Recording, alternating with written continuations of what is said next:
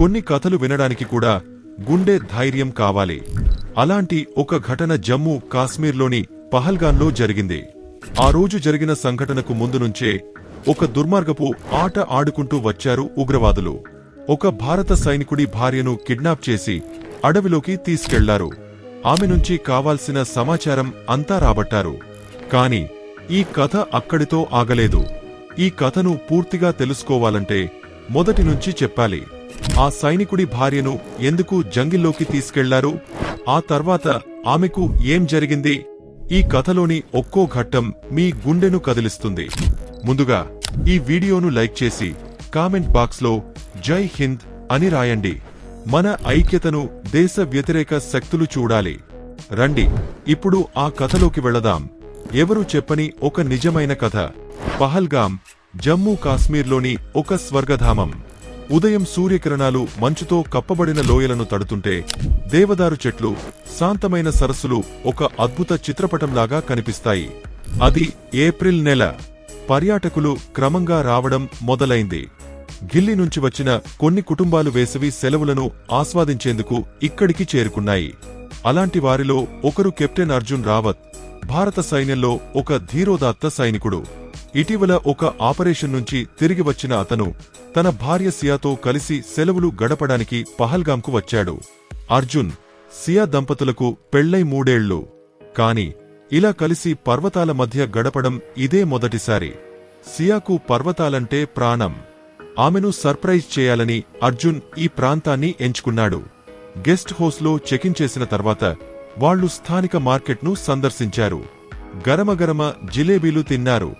మరుసటి రోజు ట్రెక్కింగ్కు వెళ్లాలని ప్లాన్ చేసుకున్నారు. తెల్లవారుజామున సూర్యకిరణాలో మెరిసే లోయల మధ్య ఒక జలపాతం వైపు బయల్దేరారు. గాలిలో తాజాదనం, పక్షుల కిలకిల నాదం, ఇద్దరి ముఖాల్లోనూ నిశ్చింత. ఈ ప్రదేశం నిజంగా మాయాజాలం లాంటిది, సియా ఆనందంగా అన్నది. నీకోసమే ఇక్కడికి తీసుకొచ్చాను, అర్జున్ నవ్వుతూ సమాధానమిచ్చాడు. కాని ఆ క్షణంలోనే వారి దృష్టి ముగ్గురు అపరిచితులపై పడింది. సైనిక యూనిఫాంలో వేగంగా నడుస్తూ వస్తున్నారు. కాని వాళ్ల నడకలో ఏదో వింతగా అనిపించింది. అర్జున్ జాగ్రత్తగా గమనించాడు. వాళ్ల బ్యాడ్జ్లు, యూనిట్ పేర్లు నకిలీగా కనిపించాయి. అవి అసలు సైనిక యూనిట్లతో సరిపోలలేదు. సియా, ఈ వాళ్లు నిజమైన సైనికులు కాదు. నాకు అనుమానంగా ఉంది, ఇక్కడి నుంచి వెళ్దాం అని నీచగా చెప్పాడు. కాని అర్జున్ ఏం చేసేలోపే ఒకడు వెనక నుంచి వచ్చి అతడిని మూర్ఛపోయేలా చేశాడు. సియాను బలవంతంగా లాక్కుంటూ అడవిలోకి తీసుకెళ్లారు. అడవి లోతుగా, చీకటిగా ఉంది. జీడిపురుగుల సన్నని శబ్దం, చల్లని గాలి, తడిగా ఉన్న నేల, అంతా భయానకంగా అనిపించింది. సియాకు స్పృహ వచ్చినప్పుడు తన చేతులు కట్టేసి ఒక జీప్ వెనుక భాగంలో ఉన్నట్టు గ్రహించింది. తలలో తీవ్రమైన నొప్పి, శరీరం నీరసంగా ఉంది. చుట్టూ పొగమంచు, చెట్ల మధ్య నుంచి చిన్నగా వచ్చే కాంతి ఒక కలవంటి భయానక దృశ్యంలా కనిపించింది. ఆమె ముందు అదే ముగ్గురు నకిలీ సైనికులు, ఇప్పుడు మాస్క్లు లేకుండా. వాళ్ల కళ్లలో భయం, ముఖాల్లో మనిషిలో ఉండని ఒక క్రూరత్వం. జీప్ పక్కనే ఒక చిన్న మంట వెలిగించారు. అక్కడ కూర్చుని ఏదో తింటూ ఒకడు సిగరెట్ తాగుతూ అడిగాడు, పహల్గాన్లో ఎంతమంది ఉన్నారు? ఎవరెవరు వచ్చారు? చెప్ప. సియా నీళ్లు ఆరిపోయిన గొంతుతో ఏమీ మాట్లాడలేదు. గుండె వేగంగా కొట్టుకుంటోంది. వాళ్ల దగ్గర ఆధునిక ఆయుధాలు, మ్యాప్లు, ఒక శాటిలైట్ ఫోన్ ఉన్నాయి. అంతలో ఒక ఉగ్రవాది కోపంతో రైఫిల్ బట్తో ఆమె మోచేతిపై కొట్టాడు. మాట్లాడవా, లేక నీ మొగుడి గతే నీకు చేద్దామా? సియా కళ్లలో నీళ్లు తిరిగాయి. కాని ఆమె ధైర్యం వదల్లేదు. ఆమె కొంత సమాచారం చెప్పడం మొదలెట్టింది. ఎన్ని కుటుంబాలు వచ్చాయి, ఎంతమంది ఉన్నారు, వాళ్ల వయస్సులు. కాని మతం గురించి అడిగినప్పుడు తెలీదు అని అబద్ధం చెప్పింది. ఆ అబద్ధం ఆమెకు అవసరమైంది. మూడో ఉగ్రవాది, ఇప్పటివరకు నోరు విప్పనివాడు, అకస్మాత్తుగా మాట్లాడాడు. మనం త్వరగా కదలాలి, ప్రతిదీ ప్లాన్ ప్రకారం జరగాలి. అతను శాటిలైట్ ఫోన్ తీసుకుని కోడ్లో ఎవరితోనో మాట్లాడటం మొదలెట్టాడు. సియాకు ఆ భాష అర్థం కాలేదు. కాని ఏదో పెద్ద పథకముందని అర్థమైంది. కొంతసేపటి తర్వాత వాళ్లు సియాను జీప్ నుంచి దించి అడవిలోకి లాగుకెళ్లారు. సన్నని, బురదతో నిండిన దారి. ఒక పాడుబడిన చెట్టు దగ్గరకు చేరి ఆమెను ఆ చెట్టుకు కట్టేశారు. ఇక్కడ చలి, భయం రెండూ నీకు నీతి నేర్పుతాయి. మళ్ళీ అబద్ధం చెప్పకు అని ఒకడు గట్టిగా నవ్వాడు. సియా చలితో, భయంతో, భవిష్యత్తు గురించిన అనిశ్చితితో వణుకుతోంది. అడవి శబ్దాలు భయంకరంగా మారాయి. జీడిపురుగుల సన్నగీతం, ఆకుల సడి, ఎవరో తన దగ్గరికి వస్తున్నట్టు అనిపించింది. ఆమె ఆకాశం వైపు చూసింది. చీకటి కమ్ముకున్న ఆకాశం, ఆశలేనట్టు. కాని ఆమె మనసులో ఒక మూల ఇంకా గట్టిగా చెబుతోంది, ధైర్యం వదలొద్దు. ఇంతలో అర్జున్కు స్పృహ వచ్చింది. అతను గెస్ట్ హౌస్ దగ్గర గాయాలతో పడి ఉన్నాడు. తలకు బ్యాండేజ్ కట్టి ఉంది. చుట్టూ గందరగోళం. కళ్ళు తెరిచిన వెంటనే సియా కేకలు అతని చెవుల్లో మార్మోగాయి. నొప్పితో విలవిలలాత్రం. అతను తడబడుతూ లేచాడు. దగ్గర్లో ఉన్న గార్డ్కు గట్టిగా అరిచి జరిగిన విషయం అంతా చెప్పాడు. వెంటనే స్థానిక సైనిక యూనిట్కు సమాచారం అందింది. సైనికులు, పోలీసులు కదిలారు. పహల్గాంలోని అడవులన్నీ గాలించడం మొదలైంది. డ్రోన్ కెమెరాలు ఆకాశంలోకి ఎగరాయి. ట్రాకింగ్ కోసం కుక్కలను వాడారు. అర్జున్ను ఫీల్డ్ హాస్పిటల్కు తీసుకెళ్లారు. కాని అతను అక్కడ ఆగలేదు. నా భార్య వాళ్ల చేతిలో ఉంది. నేను ఇక్కడ కూర్చోలేను అని డాక్టర్తో అన్నాడు. ఐజీ కాశ్మీర్, ఎన్ఐఏ అధికారులు ఘటనా స్థలానికి చేరుకున్నారు. అర్జున్ అన్ని వివరాలు చెప్పాడు. అతని అనుభవం సైనిక శిక్షణ దర్యాప్తు బృందానికి ఎంతగానో ఉపయోగపడింది. అధికారులు అర్జున్ను ఆపరేషన్కు సలహాదారుగా నియమించారు. సర్, వాళ్లు ఉగ్రవాదులైతే ఇప్పటికే ఎల్ఓసి దాటేసి ఉంటారు అని ఒక అధికారి అన్నాడు. లేదు, అర్జున్ తక్షణం జవాబిచ్చాడు. వాళ్లు ఎల్ఓసి వైపు వెళ్లలేదు. వాళ్ల ప్లాన్ వేరే ఉంది. సియాను కేవలం తప్పించుకోవడానికి కాదు, సమాచారం కోసం కిడ్నాప్ చేశారు. అంటే వాళ్లు దాడికి సిద్ధమవుతున్నారు. వెంటనే పహల్గాం నుంచి అనంతనాగ్ వరకు అన్ని సరిహద్దులు సీల్ చేశారు. చెక్పోస్టులు ఏర్పాటు చేసి ప్రతి వాహనాన్ని తనిఖీ చేయడం మొదలైంది. స్థానికులతో కూడా విచారణ జరిగింది. సర్, మీ భార్యను మేం కనిపెడతాం, ఇది మా మాట అని ఒక సైనికుడు అర్జున్తో అన్నాడు. అర్జున్ కళ్లలో నీళ్లు, కాని గొంతులో ఒక్కటే మాట, సియా భయపడొచ్చు, కాని ఓడిపోదు. మరుసటి రోజు ఉదయం పహల్గాం నుంచి 20 కిలోమీటర్ల దూరంలోని అడవిలో ఒక గొర్రెల కాపరి ఒక అమ్మాయిని చెట్టుకు కట్టేసి ఉండడం చూశాడు. పోలీసులకు సమాచారం ఇచ్చాడు. బృందం అక్కడికి చేరుకున్నప్పుడు అది సియానే అని తెలిసింది. సియా స్పృహ కోల్పోయి ఉంది, కాని బతికే ఉంది. ఆమెను వెంటనే ఆస్పత్రికి తరలించారు. మానసికంగా, శారీరకంగా ఆమె చాలా అలసిపోయింది, కాని ఆమె స్థితి స్థిరంగా ఉంది అని డాక్టర్లు చెప్పారు. పోలీసు అధికారులు సియాతో మాట్లాడేందుకు వచ్చినప్పుడు ఆమె చెప్పిన విషయాలు అందరినీ షాక్కు గురిచేశాయి. వాళ్లు సాధారణ ఉగ్రవాదులు కాదు, చాలా సంఘటితంగా ఉన్నారు. మేమెప్పుడు, ఎక్కడ, ఎంతమంది వచ్చామనే విషయం వాళ్లకు ముందే తెలుసు. నా నుంచి ప్రతి వివరం అడిగారు. పేర్లు, మతం, ఎక్కడి నుంచి వచ్చామని. ఒక నోట్బుక్లో అన్నీ రాసుకున్నారు.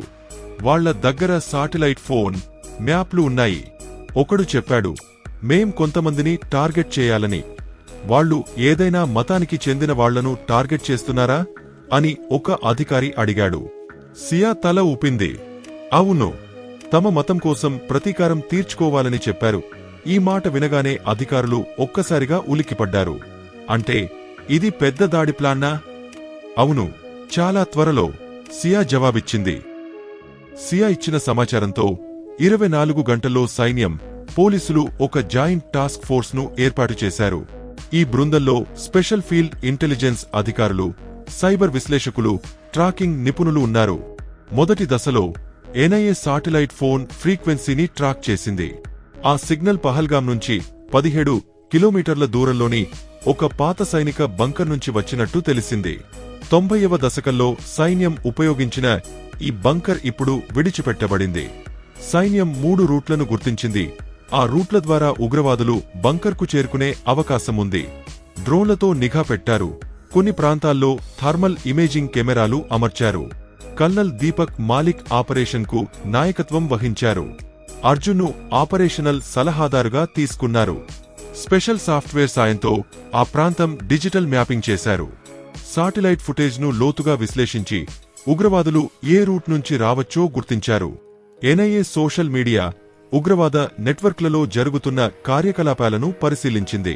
కొన్ని కోడ్వర్డ్లలో జరిగిన సంభాషణలు గుర్తించారు. ఆ కోడ్వర్డ్లను క్రాక్ చేయగానే ఒక పెద్ద విషయం బయటపడింది. ఉగ్రవాదులు ఒక పెద్ద మీడియా స్టంట్ ప్లాన్ చేస్తున్నారు. ఇదే సమయంలో పోలీసులు కొంతమంది స్థానిక అనుమానితులను విచారించారు. ఒక యువకుడు అడవిలో కొంతమంది అపరిచితులను చూశానని, వాళ్లు వేరే భాషలో మాట్లాడుకున్నారని, రాత్రిపూట తిరుగుతున్నారని చెప్పాడు. ఈ సమాచారాన్ని సీరియస్గా తీసుకున్నారు. మనకు ఎక్కువ సమయం లేదు, అర్జున్ అన్నాడు. వాళ్ల లక్ష్యం దాడి అయితే త్వరలోనే చేస్తారు. మనం తదుపరి 12 గంటలు చాలా జాగ్రత్తగా ఉండాలి. సైన్యం ఆపరేషన్ రెడ్ చైన్ అనే వ్యూహాన్ని రూపొందించింది. 3 యూనిట్లను సిద్ధం చేశారు. ఒకటి రెక్కి కోసం, ఒకటి దాడి కోసం, మరొకటి బ్యాకప్ కోసం. కమ్యూనికేషన్ పూర్తిగా కోడెడ్గా ఉంచారు. పహల్గాం నుంచి బయటకు వెళ్లే అన్ని రోడ్లను మూసేశారు. ఇప్పుడు ఇది మాయమాటల ఆట. ప్రతి అడుగు జాగ్రత్తగా వేయాలి. ఒక్క చిన్న తప్పిదం మొత్తం మిషన్ను ప్రమాదంలోకి నెట్టేస్తుంది. 24 గంటల్లో సైన్యం, పోలీసులు స్పెషల్ టాస్క్ ఫోర్స్ను రూపొందించారు. శాటిలైట్ ఫుటేజ్ను తడమడం, పహల్గాంలోని అన్ని ఎంట్రీ ఎగ్జిట్ పాయింట్లను సీల్ చేయడం జరిగింది.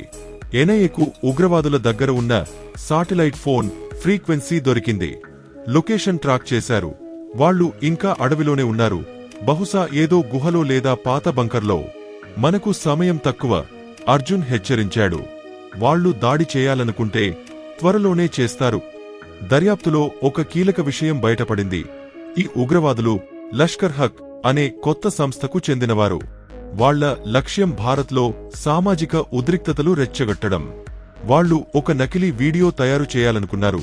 సైన్యం స్థానికులపై అత్యాచారాలు చేస్తోందని చూపించే వీడియో. ఆ వీడియో విదేశీ మీడియాకు చేరాలని వాళ్ల ప్లాన్. ఇది కేవలం దాడి కాదు, ఒక ఎన్ఐఏ అధికారి అన్నాడు. ఇది సైకలాజికల్ ఆపరేషన్. భారత్ ఇమేజ్ను అంతర్జాతీయంగా దెబ్బతీయడమే వాళ్ల లక్ష్యం. సైన్యం ఆపరేషన్ ఘేరా ను ప్రారంభించింది. పహల్గాం అడవుల్లో డ్రోన్లు, స్నైపర్లను మోహరించారు. ఒక రాత్రి ఒక గుహలో కదలిక కనిపించింది. కమాండో యూనిట్ను పంపారు. ఉగ్రవాదులు కాల్పులు జరిపారు. 2 వైపులా గుండ్లు సంధించాయి.